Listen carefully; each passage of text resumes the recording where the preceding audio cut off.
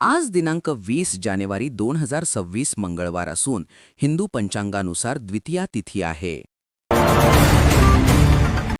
महाराष्ट्र राज्यातील शेतकऱ्यांच्या कर्जाची होणार पुनर्रचना. 17 लाख शेतकऱ्यांसाठी केंद्र सरकारने घेतला निर्णय. केंद्र सरकारकडून उडान योजनेचा मोठा विस्तार करण्याचा विचार असून प्रत्येक जिल्ह्यात किमान एक विमानतळ किंवा हेलिपॅड उभारण्याची तयारी सुरू आहे. पुढील 10 वर्षात देशात 120 नवीन हवाई मार्ग सुरू केले जाणार असल्याचा अंदाज व्यक्त केला जात आहे. मित्रांनो, चॅनलवर जर पहिल्यांदा आला असाल तर चॅनल सबस्क्राईब करा, फॉलो करा, जेणेकरून तुम्हाला रोज अपडेट भेटत राहील.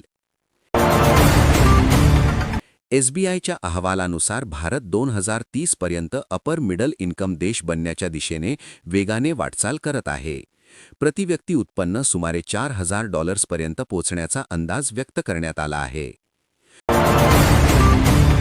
भारताने इलेक्ट्रॉनिक्स निर्यातीत नवा विक्रम केला असून 4 लाख कोटी रुपयांच्या पुढे निर्यात पोचली आहे.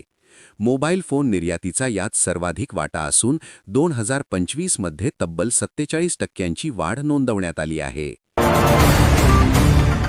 आंतरराष्ट्रीय नाणेनिधीने भारताचा GDP वाढीचा अंदाज वाढवून 7.3% केला आहे.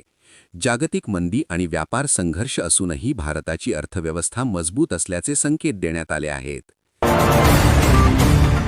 बिहार सरकारने राष्ट्रीय महामार्ग आणि राज्य महामार्गांवर ई-रिक्षांना बंदी घालण्याचा निर्णय घेतला आहे. सुरक्षेच्या कारणास्तव हा निर्णय घेतल्याचे सांगण्यात आले असून नियम मोडल्यास कठोर कारवाई होणार आहे. पहिल्यांदाच चांदीचा भाव गेला प्रति किलो 3 लाख रुपयांच्या पुढे. 17 दिवसात झाली 61,000 रुपयांची वाढ. संयुक्त अरब अमिरातीचे राष्ट्राध्यक्ष भारत दौऱ्यावर आले. पंतप्रधान नरेंद्र मोदी यांनी स्वतः विमानतळावर जाऊन त्यांचे स्वागत केले. भारत आणि UAE दरम्यान संरक्षण, व्यापार, ऊर्जा क्षेत्रात 9 महत्त्वाचे करार झाले. सर्वोच्च न्यायालयाने बंगालमधील SIR प्रकरणात निवडणूक आयोगाला मोठे निर्देश दिले. 1.25 कोटी मतदारांची माहिती सार्वजनिक करण्याचे आदेश देण्यात आले आहेत. नितीन नवीन यांची भाजपच्या राष्ट्रीय अध्यक्षपदी होणार बिनविरोध निवड. राहुल गांधी यांनी RSS आणि भाजपवर मोठे उद्योगपती देश चालवत असल्याचा आरोप केला. जम्मू काश्मीरमध्ये झालेल्या चकमकीत एक जवान शहीद झाला असून शोध मोहीम सुरू आहे. केंद्रीय मंत्री नितीन गडकरी यांनी जुन्या नेत्यांनी नव्या पिढीसाठी जागा मोकळी करावी असे मत व्यक्त केले. उन्नाव प्रकरणात कुलदीप सेंगर यांना दिलेली शिक्षा रद्द करण्यास दिल्ली उच्च न्यायालयाने नकार दिला. अहमदाबाद विमान दुर्घटनेतील मृतांच्या कुटुंबियांना सामान परत देण्याची प्रक्रिया सुरू झाली आहे. कर्नल सोफिया कुरेशी प्रकरणात मध्य प्रदेश सरकारला सर्वोच्च न्यायालयाने फटकारले. स्पेनमध्ये 2 हायस्पीड रेल्वे एकमेकांवर आदळून मोठा अपघात झाला. चिलीमध्ये भीषण जंगलागीत किमान 19 जणांचा मृत्यू झाला असून आपत्काल लागू करण्यात आला. दिल्लीमध्ये सौम्य भूकंपाचे धक्के जाणवले असून कोणतीही हानी झाली नाही. SBI कडून 15 फेब्रुवारीपासून IMPS व्यवहारांवर नवीन शुल्क लागू होणार आहे. 25,000वरील व्यवहारांवर अतिरिक्त सेवा शुल्क आकारले जाणार आहे. टोयोटा कंपनीकडून आज अर्बन क्रूझर EVचे अनावरण होणार आहे.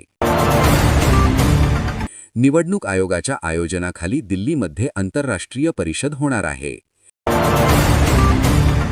देशातील हवामानात मोठे बदल होणार असून 9 राज्यांमध्ये अलर्ट जारी करण्यात आला आहे.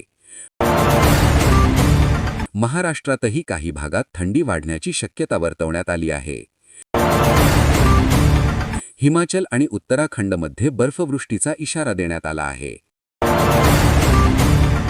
उत्तर प्रदेशात गारपीट आणि पावसामुळे शेतकऱ्यांचे मोठे नुकसान झाले आहे. बिहारमध्ये घनदाट धुक्यामुळे तापमान 8 अंशांच्या खाली गेले आहे. शेअर बाजारात घसरण नोंदवली गेली असून सेन्सेक्स आणि निफ्टी दोन्ही घसरले. संरक्षण मंत्री राजनाथ सिंग यांनी पिनाका रॉकेट सिस्टमला मान्यता दिली. उत्तर प्रदेशातील अभियंता मृत्यू प्रकरणात मुख्यमंत्री योगी आदित्यनाथ यांनी SIT स्थापन केली. झारखंडमध्ये संरक्षित जंगलाजवळ खाणकामावर बंदी घालण्यात आली आहे. आता आधार कार्ड व्हॉट्सॲपवरून डाउनलोड करण्याची सुविधा सुरू झाली आहे. तामिळनाडू सरकारकडून नवीन साहित्य पुरस्कारांची घोषणा करण्यात आली आहे. मध्य प्रदेशातील संत धर्मपुरी महाराज यांच्या अनोख्या नर्मदा परिक्रमेवर अमेरिकन वैज्ञानिक संशोधन करत आहेत.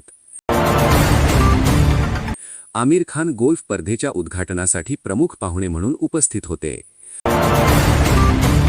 मध्य प्रदेश सरकार आगामी बजेटमध्ये रोजगार आणि आरोग्यावर भर देणार आहे.